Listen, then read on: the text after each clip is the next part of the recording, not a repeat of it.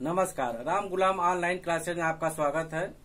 DElEd second semester के प्रथम प्रश्न पत्र वर्तमान भारतीय समाज और प्रारंभिक शिक्षा के बारे में अध्ययन करेंगे, जिसमें हम लोगों ने स्वतंत्रता के बाद शिक्षा आयोग के बारे में अध्ययन किया। इसके पहले वाले क्लास में हम लोग कोठारी आयोग 1964 से 66 के बारे में अध्ययन कर चुके। आइए उसके आगे पढ़ते हैं। राष्ट्रीय शिक्षा नीति 1968 इसको नेशनल एजुकेशन पॉलिसी भी कहते हैं और यह प्रथम राष्ट्रीय शिक्षा नीति थी। अगर प्रश्न आए कि प्रथम राष्ट्रीय शिक्षा नीति कौन सी है, क्या नाम है, तो राष्ट्रीय शिक्षा नीति 1968 नेशनल एजुकेशन पॉलिसी। और ये जो इसके पूर्व का शिक्षा आयोग है कोठारी आयोग, उन्हीं के सुझाव पर आधारित थी और कुछ पॉइंट और जोड़े गए। ये बात अलग है, किसी कारण से इनके अधिकांश सुझाव को लागू नहीं किए जा सके। आइए देखते हैं। कोठारी आयोग के प्रतिवेदन या सुझाव पर आधारित जो यह शिक्षा नीति थी, जो इसके पहले कोठारी आयोग बना था, उसी के सुझाव पर आधारित कुछ पॉइंट को और उसमें जोड़ा गया। शिक्षा प्रणाली को 10+2+3 के आधार पर दिया जाए। ये इस शिक्षा प्रणाली के महत्वपूर्ण देन कह सकते हैं। इस पर जोर दिया गया कि शिक्षा प्रणाली को 10+2+3 अर्थात समान शिक्षा 10 वर्ष की हो, माध्यमिक 2 वर्ष की हो और स्नातक 3 वर्ष का हो। और संपर्क भाषा हिंदी के रूप में इन्होंने बल दिया कि हिंदी को संपर्क भाषा के रूप में विकसित किया जाए, जिससे हमको हमारी राष्ट्रभाषा है और उसी के आधार पर हम विभिन्न क्षेत्रों में हिंदी को विकसित करें। अगर शिक्षा के क्षेत्र में है तो शिक्षा के माध्यम को मातृभाषा और क्षेत्रीय भाषा को रखते हुए आगे बढ़े। और आगे देखते हैं। इसके अलावा शिक्षा के अवसर की समानता, यानी शिक्षा के अवसर का मतलब है लड़के और लड़कियों को एक समान अवसर दिया जाए, पिछड़े वर्ग को अवसर दिया जाए, यानी शिक्षा सर्वसुलभ हो, यानी सबके लिए शिक्षा, वो समान वर्ग का हो, पिछड़े वर्ग का हो या किसी वर्ग का हो, महिला हो, कोई भी हो, सबको एक समान आगे बढ़ने का इसमें अवसर देने की बात कही गई। और ऐसी व्यवस्था की बात कही गई कि कोई भी ना जात के आधार पर, ना लड़की के आधार पर, ना पिछड़े वर्ग के आधार पर उसको शिक्षा लेने से वंचित किया जाए, उसको आगे आने दिया जाए अगर वो उस योग्य है तो। इसीलिए कहा गया कि शिक्षा के अवसर को उपलब्ध कराने, यानी सबके लिए शिक्षा हो। विज्ञान और तकनीकी शिक्षा पर बल दिया। इन्होंने कहा कि विज्ञान और तकनीकी शिक्षा होनी चाहिए, क्योंकि हमको आगे बढ़ना है तो विज्ञान पर बल देना है। और तकनीक है, तमाम ऐसे नए नए चीजें हैं जिसको तकनीक पाठ्यक्रम को लागू करके हम अच्छे से अच्छी जानकारी बच्चों को दे सकते हैं और उनके ज्ञान में विकास कर सकते हैं और तकनीक में भी विकास होगी। इसलिए इन्होंने कहा कि विज्ञान और तकनीक शिक्षा पर विशेष रूप से बल दिया जाए। और इन्होंने कहा नैतिक एवं सामाजिक गुण का विकास किया जाए। बहुत सी बातें कोठारी आयोग की है, क्योंकि हम कहे कि उन्हीं के आयोग पर आधारित था, उन्हीं के सुझाव का अधिकांश लिया गया था, कुछ पॉइंट और जोड़ा गया था, तो उनके बहुत से सुझाव इसमें भी हमको चर्चा करने पड़ेंगे। नैतिक एवं सामाजिक गुण का विकास, यानी बच्चों को प्राथमिक स्तर पर नैतिक गुण का विकास, नैतिकता क्या होती है, आपसी एकता क्या होती है, अच्छे नागरिक गुण क्या होते हैं, इन बातों को बताया जाए। अगर शुरू से बताएंगे डेली, मान लीजिए एक क्लास के रूप में या सप्ताह में कुछ क्लास के रूप में, तो थोड़ा बताते 1 साल 2 साल बच्चों को यह एहसास होगा कि अच्छी बातें और बुरी बातें क्या है, नैतिक क्या है, अच्छे गुण क्या है, अच्छे नागरिक की पहचान क्या है, हमको क्या करना चाहिए, देश हित में क्या करना चाहिए। क्योंकि हम देखते हैं कि अगर शुरू से जानकारी ना दिया जाए तो उच्च शिक्षा जाने के बाद वो भटकाव की स्थिति आ जाती है। सही गलत के बारे में वो नहीं सोच पाते हैं कि जो वो कर रहे हैं देश हित में है या देश हित में नहीं है। लेकिन जब शुरू से बच्चों को हम बताएंगे, बच्चे अच्छे होते हैं, मन के सच्चे होते हैं, उनका मन स्वच्छ होता है, साफ होता है, जो उनके मन में हम अच्छी बातें डालेंगे, भरेंगे, अच्छे संस्कार बताएंगे, वही वो सीखेंगे और आने वाले समय में अपने जीवन में अमल करेंगे।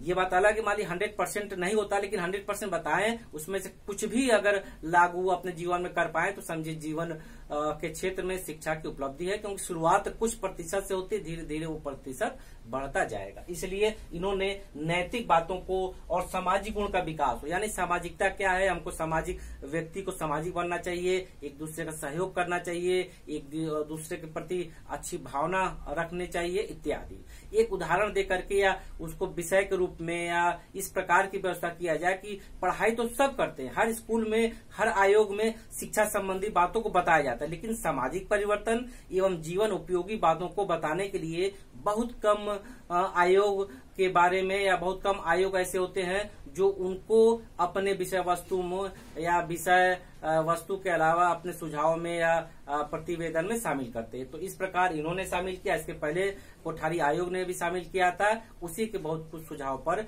ये राष्ट्रीय शिक्षा नीति बनी। तो इसलिए इन्होंने कहा कि सामाजिक गुण का विकास होना चाहिए। जब हम सामाजिक गुण का विकास करेंगे तो एक व्यक्ति जो छात्र होते हुए शिक्षित होगा और सामाजिक गुण का विकास होगा, यानी शिक्षित भी है और अच्छे नागरिक गुण का भी विकास हुआ। तो इस प्रकार हम देखते हैं कि उनके अंदर अच्छी आदत का विकास होगा। शिक्षा का यही उद्देश्य है कि देश के लिए अच्छे नागरिक उत्पन्न करना, शिक्षित नागरिक उत्पन्न करना एवं उसको आने वाले समय में एक अच्छे भविष्य वक्ता के रूप में तैयार करना कि जिसमें उसकी रुचि हो, जिसमें उसका अच्छा बेस्ट हो, उस क्षेत्र में जाए। इसलिए शिक्षा में शिक्षा के साथ साथ उसमें सामाजिक गुण का भी होना अति आवश्यक है कि शिक्षित और प्लस सामाजिक गुण यानी उसके व्यक्तित्व में विकास हो। आगे देखते हैं, इन्होंने कहा कि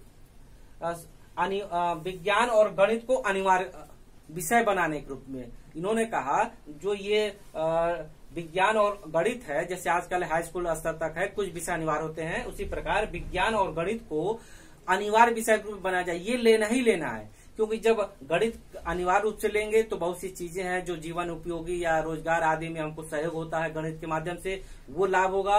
और विज्ञान की बहुत सी ऐसी बातें हैं जो वैज्ञानिक रूप से हमको जानकारी होगी कि ये क्या है, क्योंकि प्रकृति में बहुत सी बातें हैं हम समझते कि अन्य प्रकार से, लेकिन जब उसका वैज्ञानिक स्वरूप हमको जानने को मिलेगा तो हमारे अंदर से अंदर विश्वास दूर होगा एवं हमको आगे बढ़ने के लिए अच्छा अवसर प्राप्त होगा। तो इसीलिए इन्होंने कहा कि विज्ञान और गणित को अनिवार्य विषय के रूप में लागू किया ही जाए। आगे देखते हैं, शोध कार्य को प्रोत्साहन देना। इन्होंने कहा कि अनुसंधान कार्य को जब प्रोत्साहन देंगे तो उससे जुड़े प्रयोगशाला का विकास होगा, लाइब्रेरी का विकास होगा एवं अन्य नए जानकारी हमको मिलेगी, क्योंकि कोई अच्छे उच्च शिक्षा में जाने के लिए यदि विकास करना हो तो शोध कार्य अति आवश्यक है, अनुसंधान अति आवश्यक है। जैसे आज देख लें, देश के विश्व के बड़े बड़े देश अनुसंधान में नित्य एक बड़ी धनराशि खर्चा कर रहे हैं, एक अलग विभाग है जिसके फलस्वरूप वो अपने देश के विभिन्न भागों में अनुसंधान विभाग स्थापित किए हैं। कुछ ऐसे विश्व के देश हैं जो अपने देश के अलावा विभिन्न स्थानों पर भी अनुसंधान केंद्र खोले हैं और नए नए चीजों के अनुसंधान करते हैं और नई जानकारी हम सबको अपने देश और विश्व को देते हैं। इसके अलावा देखते हैं, इन्होंने कहा सर्व शिक्षा यानी ऐसी शिक्षा हो जो सबके लिए हो। सर्व शिक्षा यानी जन जन तक शिक्षा पहुंचाया जाए, सब शिक्षा सुलभ हो और शिक्षा का जो समान अवसर है सबके लिए हो, यानी सर्व शिक्षा ऐसी शिक्षा व्यवस्था जो सबके लिए हो। कोई ये ना कहे कि हमारे लिए नहीं है, आर्थिक स्थिति मजबूत नहीं है, इसलिए आने वाले समय में इसके लिए भी इन्होंने कुछ व्यवस्था की है, यानी शिक्षा ऐसी हो जो सबके लिए उपलब्ध हो, सुलभ हो।